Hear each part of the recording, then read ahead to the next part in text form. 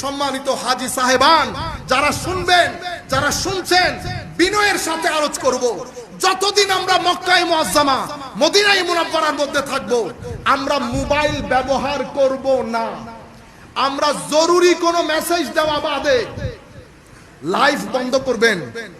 আপনার হজটাকে এই ফিতনার ডিভাইস দিয়ে নষ্ট করবেন না।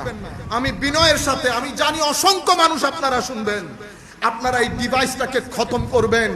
পুরা হজের মৌসুমে আমার আল্লাহর সঙ্গকে ফিল করবেন, এনজয় করবেন।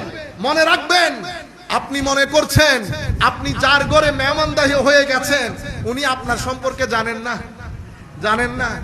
সুতরাং এহতেরাম, সম্মান, কথা কম বলা, বললে আস্তে আস্তে বলা, বেশি হাসি তামাশা না করা, খাওয়া দাওয়ার জন্য ফিতনা ফাসাদ, জোরে চিল্লানি না দেওয়া। আমার আল্লাহ বলছেন হজ করবা, হজ করলে ফালা রাফাস ওয়ালা ফুসুক ওয়ালা জিদাল, অশ্লীল কাজ, মন্দ কাজ, গালাগালি, মারামারি, এই সমস্ত গর্হিত কাজ থেকে নিজেকে দূরে রাখো যদি হজ করতে চাও। আমিও হাজী সাহেবানদের বলবো, নিজেকে তৈরি করেন। মক্কা শরীফের চতুর্পার্শ্বে যখন ঘুরবেন, তার আগে তো ইহরাম করব, ঠিক না?